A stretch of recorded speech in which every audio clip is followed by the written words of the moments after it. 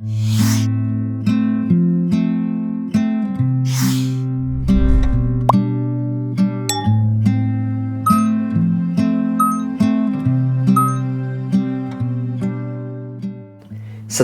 akhir tahun dan memasuki tahun baru, sebagian orang membuat resolusi.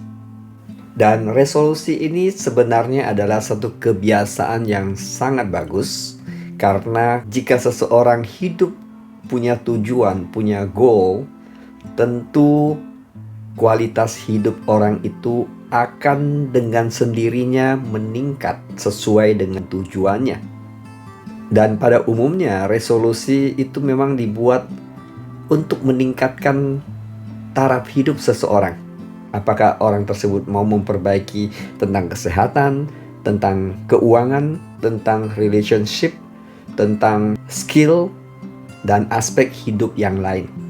Saya sangat yakin Anda pasti satu dari 3 kelompok manusia yang mendengarkan ini.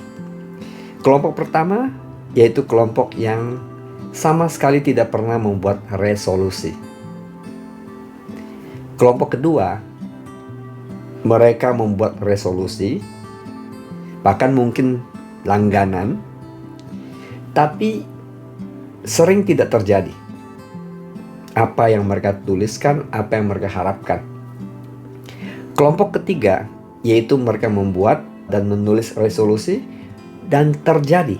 Jika Anda termasuk kelompok pertama, harapan saya adalah setelah mendengarkan video tersebut, mulai tahun ini menyusun resolusi. Karena sangat bagus untuk meningkatkan kualitas hidup kita. Jika Anda adalah kelompok ketiga yang menyusun dan mencapai, saya ucapkan congratulations, selamat, dan saya doakan tahun ini Anda tulis lagi dan mencapai lagi. Saat ini saya mau bahas yang kelompok kedua, yaitu menulis namun tidak tercapai. Apakah Anda termasuk kelompok yang kedua ini? Saya pernah di 3 kelompok ini. Yaitu dulu saya tidak pernah menulis resolusi, akhirnya saya masuk ke kelompok kedua, menulis resolusi, dan tidak terjadi. Saya juga masuk ke kelompok ketiga, yaitu menulis resolusi dan mencapai. Saat ini mungkin saya bisa sharingkan bagaimana kita bisa masuk ke kelompok ketiga tersebut, menulis resolusi dan mencapai. Saya mengalami improvement atau kemajuan, dan saya terapkan. Kadang terjadi semuanya, kadang terjadi sebagian, tapi minimal lebih baik dibandingkan yang dulunya menulis tidak pernah mencapai. Nah, mungkin bagi Anda yang termasuk kelompok kedua ini, setelah dengarkan ini, saya yakin apabila mengerti dan mempraktekkan, pasti mengalami satu kemajuan. Oke? Sebenarnya resolusi yang kita tulis itu adalah kita buat secara sadar, yaitu conscious. Kita sadar, kita tulis misalkan. Nah, buat Anda yang mungkin masih baru, tidak perlu membuat resolusi yang banyak. Menurut saya 3 cukup. Tapi buat Anda yang pemula, bahkan tidak perlu 3, 1 aja. Misalkan tentang kesehatan. Oke, ada yang suka membuat resolusi menurunkan berat badan. Ada yang juga membuat resolusi menaikkan berat badan. Ya, tergantung postur tubuh dan ideal tubuh orang tersebut. Ada yang mau memperbaiki kondisi keuangan, ada yang memperbaiki kondisi relationship, ada yang memperbaiki skill-skill yang lain. Saya pernah menonton satu YouTube membuat survei menanyakan masyarakat umum tentang resolusi. Ada yang pernah buat resolusi, ada yang tidak pernah buat resolusi. Tapi yang unik dari survei tersebut, ada seseorang yang dengan berat badan yang over, sangat jelas dia overweight. Tapi dia bilang seperti ini, saya setiap tahun membuat resolusi menurunkan berat badan.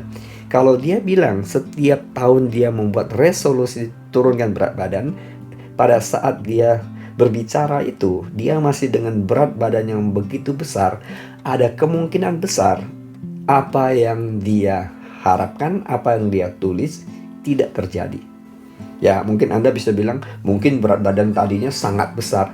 Ya, could be.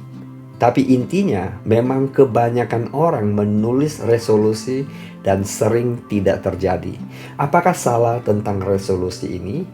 Dan bahkan sebagian tidak mau menulis lagi. Kenapa? Karena useless katanya. Toh saya pernah nulis tidak terjadi. Sebenarnya tidak ada kaitan salah atau benar tentang resolusi. Intinya, lebih baik ada dibandingkan tidak ada. Itu sudah so pasti.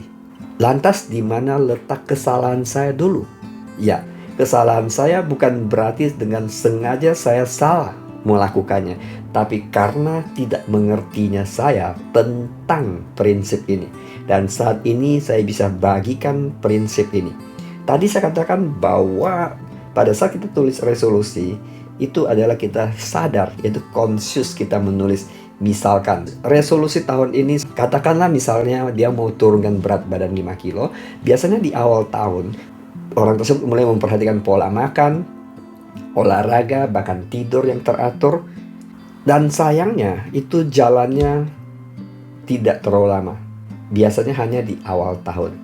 Memasuki bulan ketiga, keempat, lama-lama luntur lagi. Dan tahun depan dia buat lagi. Padahal dia bilang resolusi saya adalah menurunkan berat badan. Di sini letak tantangan kita. Pada saat kita sadar, kita tulis seperti itu.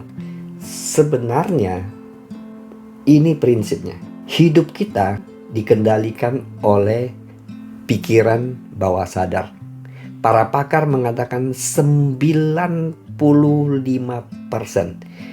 Dan 95% ini sudah menjadi satu kebiasaan kita tanpa kita sadari. Nah, sementara goal yang kita tulis dibutuhkan kebiasaan baru, bukan? Nah, kebiasaan baru ini belum terekam di subconscious mind kita dengan solid. Nah, sementara katakanlah disiplin tentang makan, mungkin kita sadar kita mau, tapi di bawah sadar kita belum ada kebiasaan itu. Sehingga kita sering dikalahkan oleh yang kekuatan 95% tadi, itu subconscious mind kita mengontrol hidup kita. Yang dimana para pakar mengatakan bahwa hidup kita hanya dikontrol oleh 5% pikiran sadar dan 95% di bawah sadar. Dengan demikian pasti kita kalah. Kalau kita tidak melatih subconscious mind kita menerima apa yang kita mau. Disinilah letaknya kenapa afirmasi itu penting. Padahal bagaimana melatih subconscious mind kita, para pakar mengatakan bahwa mulai dari perut ibu sampai umur 7 tahun, itu adalah subconscious mind-nya menerima absorb informasi yang terbaik di tahun-tahun itu. Tapi anak sudah umur 7 tahun ke atas, cara melatih subconscious mind-nya itu lebih dengan pengulangan. Contoh kita coba lihat. Kita di sekolah belajar A, B, C, D, bukan A, B, C, D. Dengan cara apa? Hafal. Coba kita perhatikan. Dulu kita SD, kita kan hafal 2 kali 2 sama dengan 4, 2 kali 3 sama dengan 6, 5 kali 2 sama dengan 10, 5 kali 3 sama dengan 15, 5 kali 4 sama dengan 20, 5 kali 5 sama dengan 25, dan seterusnya. Dan cara belajar kita dengan hafal, bukan dengan pengulangan-pengulangan. Anda dengan sendirinya langsung ditanya 5 kali 5 berapa? 25. Kenapa demikian? Karena subconscious mind kita yang respon seperti itu. Sama halnya pada saat Anda sikat gigi, Anda tidak perlu lagi memikirkan bagaimana cara sikat gigi dengan sendirinya. Demikian juga membawa mobil, nyetir mobil, otomatis dengan sendirinya. Subconscious mind kita sudah terlatih. Itu artinya apa? Itu kita sudah melatih sedemikian rupa sehingga kita dengan sendirinya, automaticity. Nah, disinilah letaknya. Apakah resolusi kita sudah menjadi satu habit? Jawabannya bisa jadi belum.